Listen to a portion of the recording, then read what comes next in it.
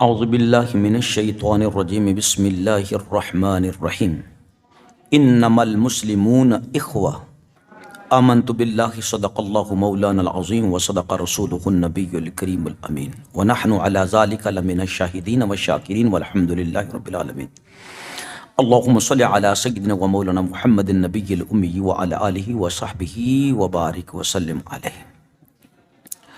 میرے پیارے ہم وطن ساتھیوں، منگل کی شب پاکستان کے اندر ایک ہدف پر ایران کا میزائل اور ڈرون حملہ۔ ایک دن پہلے ایران کی پاکستانی حدود کی خلاف ورزی، مخصوص جماعت مذموم عزائم کے لیے حدیں پار کرنے لگی، خطے میں انتشار پھیلانے کی بھرپور کوشش کی گئی۔ حملے کے سنگین نتائج ہوں گے پاکستان نے باخبر کر دیا تھا۔ ایران کے خلاف پاکستان نے شدید احتجاج کیا تھا۔ ایرانی ناظم الامور کی دفتر خارجہ طلبی کی گئی تھی اور کہا گیا تھا کہ نتائج کی ذمہ داری ایران پر عائد ہوگی۔ حملے میں 2 بے گناہ بچیاں جاں بحق ہو گئی تھیں اور 3 زخمی ہوئی تھیں۔ وزارت خارجہ نے بر وقت پریس ریلیز جاری کی۔ اب تبصرہ نگار مختلف انداز میں تبصرے کر رہے ہیں۔ بعض لوگ ماضی کو سامنے رکھ رہے ہیں اور کہہ رہے ہیں کہ جس وقت حضرت سیدنا امیر المومنین فاروق اعظم رضی اللہ تعالی عنہ کو ابو لولو فیروز نے شہید کیا تھا، تو اس ظالم کا مزار جو ہے وہ ایران میں بنایا گیا۔ یہ سنی مسلمانوں کے لیے بہت زیادہ تکلیف کا باعث بنا۔ بنو امیہ میں حضرت سیدنا امیر المومنین عثمان غنی رضی اللہ تعالیٰ عنہ کو ناحق شہید کر دیا گیا۔ تو اس کے پیچھے بھی جو سازشیں بننے والے افراد تھے، ان میں سر فہرست شیعہ مذہب کے بانی عبداللہ بن سبا کی تحریک تھی، اور پھر حضرت سیدنا علی المرتضیٰ رضی اللہ تعالیٰ عنہ کو جس شخص نے شہید کیا، قتل کیا، وہ عبد الرحمن، وہ بھی حضرت علی رضی اللہ تعالیٰ عنہ کے ہاتھ پر پہلے بیعت کر چکا تھا اور آپ کا شاگرد تھا۔ وہ شیعان علی میں سے تھا، خارجی ہوا، حضرت علی رضی اللہ تعالیٰ عنہ کو اس نے شہید کر دیا۔ حضرت امام حسن مجتبی رضی اللہ تعالیٰ عنہ کے بارے میں شیعہ کتب میں موجود ہے کہ کتنی بار آپ نے ان سے جان چھڑائی اور کتنی مرتبہ انہوں نے حملہ کیا کہ حضرت امام حسن مجتبی رضی اللہ تعالیٰ عنہ کو شہید کر دیا جائے۔ حضرت امام حسن مجتبی رضی اللہ تعالیٰ عنہ کی وہ تاریخی جملے ان کی کتابوں میں موجود ہیں کہ امام حسن مجتبی رضی اللہ تعالیٰ نے فرمایا تھا کہ تم جو میرے شیعہ بنے ہوگے ہو، تم سے زیادہ مجھے اعتماد ہے حضرت امیر معاویہ رضی اللہ تعالیٰ عنہ پر۔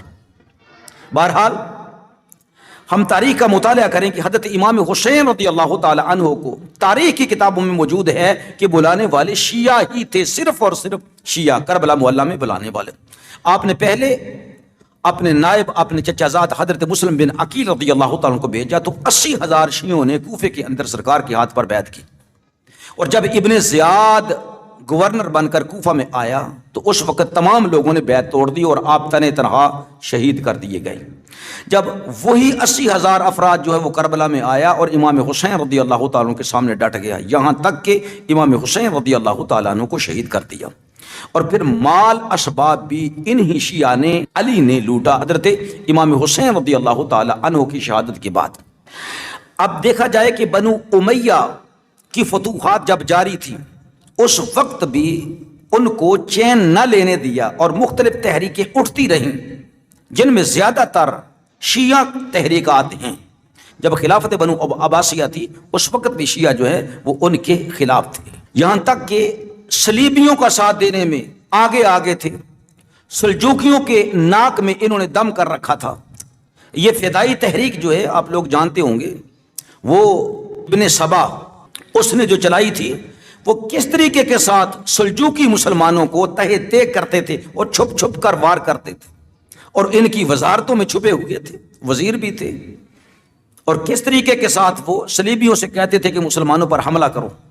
پھر آپ لوگوں کو معلوم ہوگا سلطان صلاح الدین ایوبی رحمۃ اللہ تعالی علیہ آپ کے سامنے کتنی رکاوٹیں کھڑی کی ہیں، کتنی سازشیں بنی گئی ہیں، اور مسلمان مخالفین عیسائیوں کے ساتھ مل کر آپ کے خلاف سازشیں بنی گئیں۔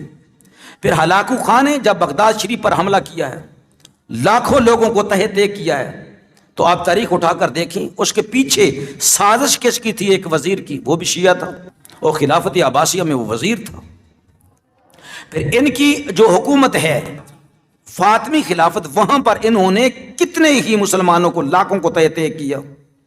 پھر بر صغیر کے اندر صرف 2 افراد وہ شیعہ تھے، لیکن اکبر بادشاہ اس کے دور کے اندر یہ ایران سے شیعہ آئے ہیں، یہاں تک کہ ملا باقر مجلسی جہانگیر کے دور میں یہ نور جہان کا استاد تھا، اور وہاں پر نور جہان کا بھائی آصف خان جو ہے وہ بھی یہاں پر آیا۔ ان کا مقصد کیا تھا کہ پورے ہندوستان میں جہاں تک ہو سکے شیعیت جو ہے وہ پھیلا دی جائے، یہاں تک کہ حضرت سیدنا مجدد الافسانی شیخ احمد سرہندی رضی اللہ تعالی عنہ کے خلاف بہت زیادہ سازشیں بننے والے یہی افراد تھے۔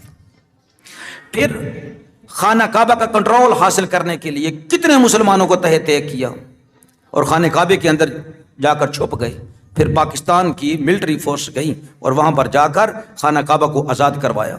اسی طرح پاکستان کے اندر ایک مرتبہ نہیں کئی مرتبہ ایسا ہو چکا ہے۔ انقلاب ایران کے بعد فقہ جعفریہ کو پاکستان کے اندر ود فورس نافذ کرنا چاہتے تھے، اور پاکستان کی آرمی نے اس طرح کی تحریکوں کو کچلا۔ یہ ہمارے پاکستان کی تاریخ کے اندر ایسے ایسے واقعات مل رہے ہیں۔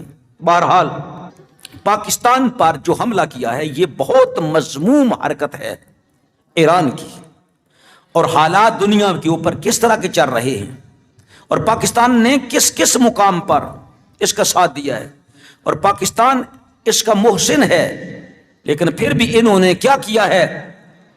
یہ خطے کے اندر انتشار پیدا کرنے کی بھرپور کوشش کی۔ ہاں، ہم اس بات کو تو تسلیم کرتے ہیں کہ دونوں ممالک ایران بھی اور پاکستان بھی دہشت گردی کی زد میں ہیں، لیکن ایک طریقہ چاہیے تھا، پاکستان کو پہلے انفارم کر دینا چاہیے تھا کہ ہمارے دہشت گرد یہاں پر چھپے ہوئے ہیں۔ اور دہشت گرد کہاں چھپے ہیں؟ تم نے تو سویلین پر حملہ کیا ہے، یعنی بے گناہ لوگوں کو اپنے حملوں کا شکار کیا ہے، لیکن پاکستان نے برملا طور پر بتا دیا تھا۔ چاہیے تھا کہ ایران اپنے محسن یعنی پاکستان سے معافی مانگ لیتا، وضاحتی بیانات دیتا، اور کہتا کہ نہیں مجھ سے بہت بڑی غلطی ہو گئی ہے، مجھ سے ایسا نہیں ہونا چاہیے تھا، لہٰذا انہوں نے اس طرح سے معافی بھی نہیں مانگی ہے۔ تو پھر پاکستان کو لازم تھا کہ کچھ کریں، اور پاکستان نے کرنا تھا، کیونکہ الحمدللہ پاکستان جو ہے اللہ رب العزت کے فضل سے یہ اسلام کا قلعہ ہے۔ آج صبح پاکستان نے ایران میں اسٹرائکس کی، حملوں میں دہشت گردوں کے ٹھکانوں کو نشانہ بنایا گیا، حملے ڈرونز، راکٹوں اور جدید ہتھیاروں سے کیے گئے۔ مسلح افواج دہشت گردی کی کارروائیوں کے خلاف پاکستانی شہریوں کی حفاظت کو یقینی بنانے کے لیے ہمہ وقت تیار ہیں۔ ISPR کا بیان۔ آج 18 جنوری 2024 پاک فوج کے شعبہ تعلقات عامہ ISPR نے بتایا کہ 18 جنوری کی صبح پاکستان نے ایران میں اسٹرائکس کی، حملوں میں دہشت گردوں کے ٹھکانوں کو نشانہ بنایا، یعنی سول آبادی کو نشانہ نہیں بنایا۔ یہ ہے انسانیت اور یہ ہے مسلمان فوج۔ ان دہشت گردوں کے خلاف کارروائیاں کی جو پاکستان میں حالیہ حملوں میں ملوث تھے۔ ISPR کے مطابق آج صبح پاکستان نے ایران کے اندر ان ٹھکانوں کے خلاف مؤثر حملے کیے جو پاکستان میں حالیہ حملوں کے ذمہ دار دہشت گردوں کے زیر استعمال تھے، ان علاقوں پر حملہ کیا۔ ترجمان ISPR نے کہا کہ مسلح افواج دہشت گردی کی کارروائیوں کے خلاف پاکستانی شہریوں کی حفاظت کو یقینی بنانے کے لیے ہمہ وقت تیار ہیں۔ ہم پاکستانی عوام کی حمایت سے پاکستان کے تمام دشمنوں کو شکست دینے کے لیے اپنے عزم کا اعادہ کرتے ہیں۔ قبل ازیں ایک بیان میں ترجمان پاکستانی دفتر خارجہ ممتاز زہرا بلوچ نے کہا کہ پاکستان نے دہشت گردوں کی موجودگی اور سرگرمیوں کے ٹھوس شواہد پر مبنی کئی ڈوزیئرز ایران کے ساتھ شیئر کیے ہیں، یعنی ایران کو بتایا ہے کہ ہم نے کوئی سویلوں پر یا دوسرے شہریوں پر حملہ نہیں کیا ہے، یہ لوگ پاکستان کے دشمن ہیں جن پر ہم نے حملہ کیا۔ پاکستان کے اظہار تشویش کے باوجود شرمچاروں کے خلاف کوئی کارروائی نہیں کی گئی۔ کارروائی نہ ہونے کے باعث شرمچار نہتے بے گناہ پاکستانیوں کا خون بہاتے رہے۔ انہوں نے کہا کہ آج صبح ہونے والی کارروائی پاکستان نے قابل بھروسہ انٹیلیجنس کی بنیاد پر کی۔ پاکستان کی جانب سے قومی سلامتی کو تمام خطرات سے محفوظ رکھنے کے عزم کا اظہار ہے۔ آج کا انتہائی پیچیدہ آپریشن پاکستان کی مسلح افواج کی پیشہ وارانہ مہارت کا اظہار ہے۔ کارروائی تمام خطرات کے خلاف اپنی قومی سلامتی کے تحفظ اور دفاع